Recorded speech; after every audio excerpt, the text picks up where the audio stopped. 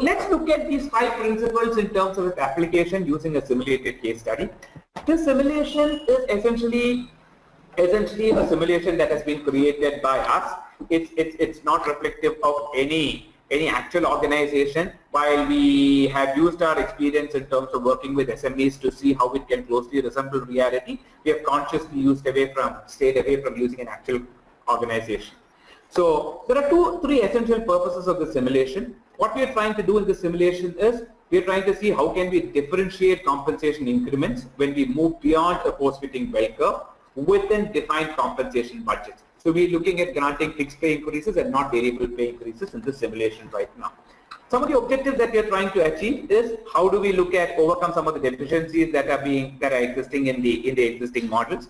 How do we make compensation payouts when we are moving beyond the bell curve, right? How do we move beyond a system which is currently being practiced in a way that does not negatively affect employee morale, a system which is fair and transparent, and how do we redistribute the same compensation budget among employees, which I assume is the key.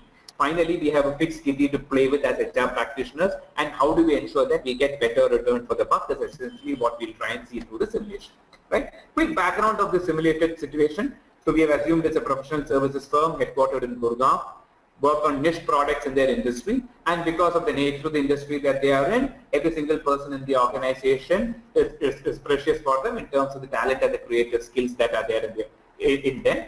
And the total number of employees in this firm is 81. The way the organization is structured, like in most of the organizations of similar scale and size, a 5-level structure is what would exist in the organization. So level 1 being the top and level 5 being people at the bottom of the pyramid. So 81 employees spread accordingly, 50 people in level 5 and the numbers spread out across the 5 levels. CTC per employee, we have assumed that people at level 5, which is entry level, would have a CTC of 17,500 bucks a month. The person at the top would have a CTC of 1 lakh per month, right? And in terms of the total CTC per level for the organization would work out to something like 20 lakh 50,000. So that would be the total wage bill of the company on a month-on-month basis.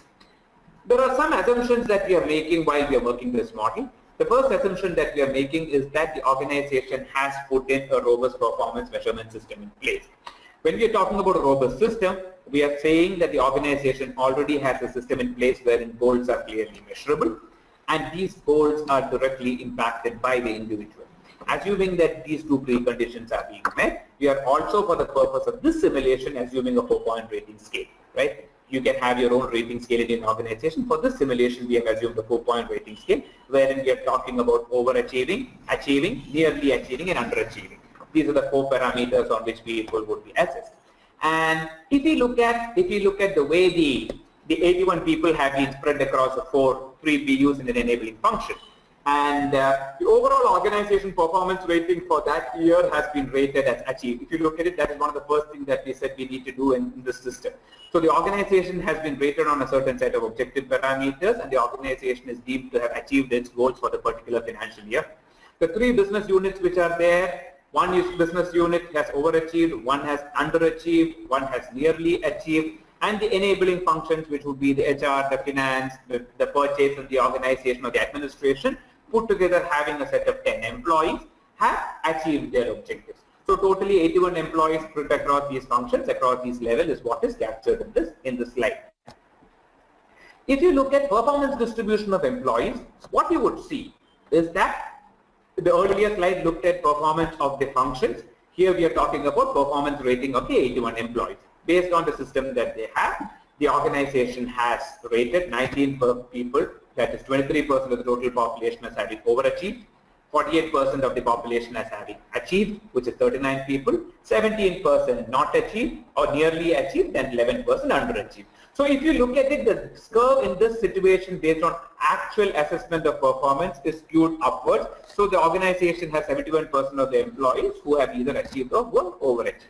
So that's essentially what the performance data speaks about. And this is the curve that you would emerge if you just let the curve emerge as its own, right? So this is the kind of curve that would emerge.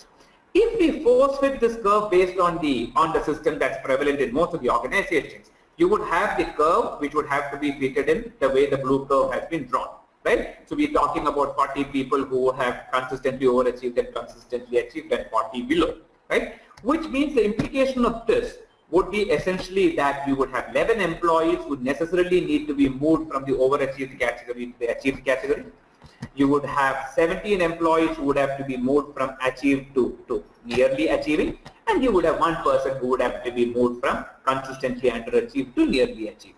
This is what essentially happens when you try to post-fit an employee's performance into a bell curve, right? Now, some of us, I'm sure, would be experiencing this in our day-to-day lives within our organization, right? So what typically happens when we are trying to fit the performance of an employee into the bell curve is that managers are forced to recategorize employees, just like I showed you right now. A lot of good performers would necessarily be labeled as average performers, at least that's the way they see it in their own heads. The finger is then pointed to an unseen hand of moderation because the manager has given a rating and then he has had to justify a different rating based on the moderation. And therefore he says it is the decision of the senior management, or it's a decision of the bell curve which has resulted in this, right? Leads to lack of transparency and a lot of disgruntlement and disengagement, and I'm sure all of us in our own working lives have experienced this many times, right? Just a second. In terms of, so assuming that this is what has happened, now let's look at how does this pan out in terms of performance increase of people. Now, looking at the same data of 81 people spread across these levels and CTCs, 20,50,000 was the total payroll cost of the organization, and the organization, based on the fact that the organization has achieved all its goals, has granted or has given the HR manager the liberty of a 15% increase in its payroll budgets. So 3,07,500 is what is the payroll increase which has been allotted for that particular year, which amounts to a 15% on the current base of 20,50,000, and that's the number that the HR manager now has, right? Now let's see how we can use this in a more beneficial manner, which really leads to differentiation and promotes all that we are trying to promote, right? Now, if I look at the bell curve, right, this is roughly the way the bell curve would have panned out. Right? Now these are numbers which closely reflect reality. These numbers could vary a little bit in organizations, but I've just assumed these numbers for the purpose of the simulation. Right? Now a few key features of this would essentially be that you would typically have in a bell curve, you would have standard increments per level to all employees. So employees in a particular level would have more or less a similar kind of increase. Underachievers in all cases are typically granted some increase. In this case, we have assumed a 6% increase to keep pace with cost of living index, right? And typically people at lower levels in the organizations get a larger percentage of increase because one, their base is smaller, and two, you also have a larger number of employees at the base level in the organization. This is typically how the data pans out when we are looking at a bell curve.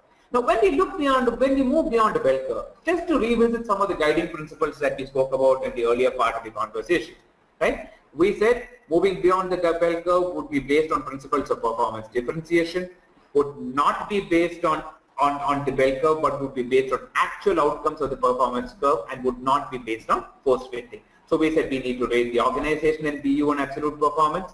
Compensation and budget increases would be allocated based on the actual performance of the BU or the practice. This is extremely critical for us to note, right? So while the organization has given us a 15% budget to play around with based on the actual performance of the organization, the way we would allocate it for each BU and practice or function would depend upon the actual performance of the BU based on their performance assessment. Variable pay would be granted based on absolute performance for the year. Fixed pay increases, however, would be determined based on consistent performance, right? And we believe that the best system or the optimal system is when you look at consistency of performance over a larger time frame. So the way we have created this model is we believe it would work best if you look at consistency of performance as the performance in the last 2 or the 3 years, right? And you would compensate people on their fixed pay increases based on a composite set of factors. So if you recollect, we looked at a whole host of 5 or 6 factors that could be used. For the purpose of this simulation, we have actually taken 2 factors. So we have looked at consistency of performance and we have looked at criticality of skills, right? Because these are the behaviors that we wish to drive in this given context. Now, the first step that we would need to do while we are allocating this 15% wage increase that we have, which is this 3,05,000, is how do I allocate it between the practices? So to just look at the overall performance, again revisited, the organization overall performance was rated at a rating of A. The 4 BUs have been rated as consistently overachieved. etc., as we saw in the earlier slide. It's just been reproduced here. And the total compensation cost for each of these BUs is based on the actual figures of the employees who are there in these BUs. The critical thing to note is that the percentage payroll cost of these BUs varies. So BU1 has a 34% of the total cost, BU3 has 26%, and the enabling functions together contribute 13%. Right? Now, if we look at allocating the compensation budget, which is the 3,05,000 increases that we have been given by the organization based on the actual performance of these BUs, what will pan out is that BU1, which is consistently overachieved, would actually end up getting around 40% of the increased budget, right? And BU2, which is consistently underachieved, would get 20% of the budgets, right? As opposed to a distribution based on their actual payroll cost, which means BU1 would have only got 34% based on their actual share of the pie, and BU2 would have got 27% based on their actual share of the pie. So the first thing that we are talking about here is allocating your payroll budget increases based on the actual performance rating of the BUs, and therefore allocating those monies accordingly, right? And therefore the total increase in compensation based on this would be the numbers that we are talking about, that we are seeing below, right? Having said that, the next thing that we need to do while operationalizing this model is categorizing employees based on consistent absolute performance. We talked about this earlier. We said to avoid fixed pay increases, we would look at multiple factors, and the first factor that we are looking at is consistency of performance over a period of time. And here we are looking at rating for 2 or the previous 3 years, right? And rating would be based on absolute performance of the individual, both on individual and team goals. 4 categories would emerge, right? So we will have people who are consistently overachieving, we will have people who are consistently achieving, we will have some people who are nearly achieving, and some who are consistently underachieving, right? This is what the pattern that would emerge. Now, if I look at impact of consistent performance on employee fixed pay, right? This is roughly the way we have distributed the money. So what we are talking about is across these 81 employees across the 5 levels, depending upon how they have performed. This is roughly the way one has distributed it. Not too different if you look at it from the way the percentages have panned down the first model, right? But there is a clear level of differentiation happening across different performance levels and across levels within the organization. The distinctions that you would notice is that as opposed to post rankings, you will have slight percentage difference in the amounts which are creating up. Now, what is more important for us to note here, right, is that while we are moving beyond the bell curve, we are looking at multiplicity of factors. So we are now going to overlay consistency of performance with criticality of skills, because these are the 2 factors that we have chosen, right? For the purpose of this model, for this organization, we have defined criticality of skills as the proficiency level of each individual in critical and key skills that are required by the business and function, right? And cost of replacement of the specific skill sets. There is a certain level of subjectivity in this assessment, but we are saying we are willing to live with that subjectivity because we are having its subjectivity which is guiding a broader overall objectivity. So all individuals would be categorized based into 3 categories. You would have people who are slotted as experts, which is people who have high levels of demonstrated expertise on skills that are extremely critical for the organization with a high cost of replacement. Proficient is people who have proficiency in key skills with moderate cost, and learners who are gaining proficiency in certain key skills and ease of replacement is high. So if you look at it, it's a combination of proficiency in terms of skills as well as the cost of replacement. And what you would see is when you go to the next slide, you will see that these kind of categories are existing across levels. So from level 1 to level 5, which would be people at the bottommost level in the organization, you would have people who are categorized as experts, proficient, and learners. And if you look at the 81 people split across the 3 levels of performance, broadly this is what the numbers turn out to be. Again, these don't get into the fine print of the numbers, just get into the essence of the model, right? Now, if you look at it for the purpose of this simulation, what we have done is we have said out of the 81 employees, we have said there would be 7 people who are, apologies. There would be 7 employees who we have categorized as experts, 16 employees who have categorized as learners, and all others fall into the category of proficient. So this is the way we have categorized employees, and this is how those 81 employees have been split. So essentially, if you just to revisit this, what we have done is performance ratings people have been rated based on absolute performance, which is consistency of performance over a 3-year period, right? People have been rated into consistently overachieved, consistently underachieved, etc., into the 4 levels. Further, people have been subcategorized based on their criticality of skills as experts, proficient, and learner, and you have a more elaborate matrix which comes through. Now, what essentially happens is when you're looking just to compensation increases, if you were looking at just absolute rating, you would have looked at these numbers, right? So if a person who is consistently overachieved in level 5 would have a 21% performance rating, a person in level 3 would have a 20% who is consistently overachieved, and so on and so forth. What we are doing is, by we are overlaying this with criticality of skills, we have given a weighted factor for criticality, and we are saying people who have rated as experts would have a weighted factor of 1.1, people who are rated as proficient would have a weighted average of 1, and people who are learners would have a weighted average of 0.8. So when you're overlaying criticality with consistency of performance, what you see is the grid getting further split up like this, which essentially means someone who is an expert and in level 5, right, and who is consistently overachieved now will get a 23% increase vis-a-vis a 21% absolute ranking, and so on and so forth. Someone who is, let's say, who is consistently achieved in level 2, right, because he stands to be at proficient and because their weighted factor is 1, would continue to get a 15% increase, and so on and so forth. But the key thing that you need to bear in mind here is that we are looking at an overlay of factors and therefore helping in greater levels of differentiation. I just want you to take you through 3 or 4 test cases to see how does this actually pan out in reality.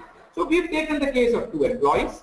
Let's say they are Priyanshi and Rajpal. Both of them work at the same organization level, which is level 4. Both of them have the same designation. They work in the same department, and both of them have been rated as consistently overachieving, which means over the last 2 or the last 3 years they have consistently overachieved. However, the distinction emerges here is in terms of Priyanshi being rated as an expert in terms of criticality of skills and Rahul being rated as proficient. Now, if you look at this overlay of this model, the way this pans out, right, is Priyanshi for that particular year would get a performance increase of 23% vis-a-vis a Rahul who gets a performance increase of 21% because consistency of performance has been overlaid with criticality of skills. If I take the case of 2 more employees, again 2 sample cases, I have taken Akansha and Mohit. Sorry. Again, let's say people who are in the same department but who are at 1 level below, right? Both of them have nearly achieved as compared to the earlier case where both of them had consistently overachieved. One is a learner, the other is proficient. In terms of performance increases, the way it could pan out is that Mohit, who is proficient, would have a performance increase of 12% in the fixed pay, versus Akansha, who would get a 10% because while they are at the same performance levels of nearly achieved, Akansha as a learner, whereas Mohit has been rated as proficient. So this is the way the differentiation would occur. Now, if I quickly look at summation, and this is important for you to see, in terms of how does the distinction happen between a bell curve and a performance curve. If I look at the 3 different ways in which one could rate it. If I had followed the old post ranking system, Priyanshi would have got a 20% increase, Rahul would have got a 17% increase, and I'll just tell you why. Mohit 14 and Akansha 14. If we were looking at, if we were looking at rating it purely based on consistent absolute performance, then Priyanshi and Rahul, both of them would have got a 21% increase because both of them have delivered the same performance level, and so would have Mohit and Akansha.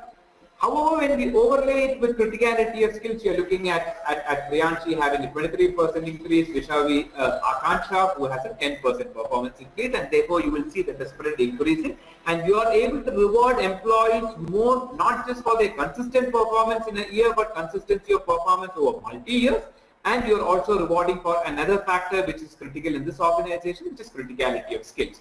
Now, you will notice that Rahul has been asterisk, which is 17% of Rahul has been asterisk, is because in a bell curve system, since you have only so many number of employees who could be rated as consistently overachieved, what would have happened is someone like Rahul would necessarily have been pushed down from a consistently overachiever in 1 year to an achieved in that year, and therefore you would have a situation where while the manager and the employee believe that he has actually delivered far better, he's actually been pushed 1 level below.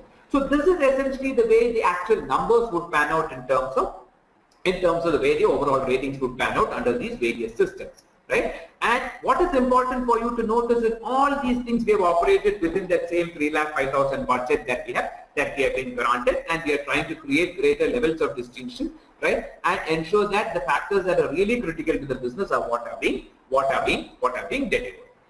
If I look at it, therefore, key features in a nutshell of this model and simulation, right? Now, our experience has been that this model can be applied both to a small organization as well as a large organization, right? As well as the kind of businesses that you are in, right? However, a few founding pillars that we've been speaking through the course of the last half an hour that you would want to keep in mind is we are still relying on the principle of performance differentiation, but rejecting the concept of force distribution and bell curve. We are encouraging rewarding based on absolute performance. Absolute performance would include measuring even those subjective factors on an objective basis using multiple tools of assessment. We are not talking about granting fixed pay increases based on performance in 1 year, but we are talking about rewarding consistency of performance over a period for fixed pay increases.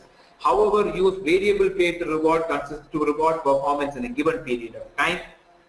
We are looking at multiple factors that could be used to look at granting fixed pay performance for individuals.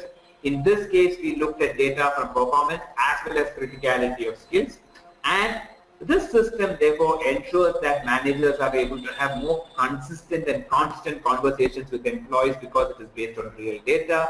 It is able to clearly help them have different kinds of conversations with different categories of people, whether they are overachievers, whether they are consistent achievers, whether they are near achievers, etc. Right? Now, just to sum up quickly in terms of anchors for compensation increases, 4 anchors that we are talking about. Use variable pay to reward performance for the current year. Allocate compensation increases basing existing share for organizational level NPUs based on the actual performance. Extremely critical for this model to succeed. Use multiplicity of factors. It could be consistency of performance. It could be criticality of skills for granting fixed pay increases. And use sliding scale across levels both horizontally and vertically to improve or to grant performance increases. Right? So this broadly is all I had to share with all of you. I hope it's given you an insight into how we could possibly have a system wherein we are able to motivate high performers, right, and operationalizing fixed pay increases within a given budget. Thank you so much for listening to me, and I am open to any questions and comments that any of you would have. Thank you.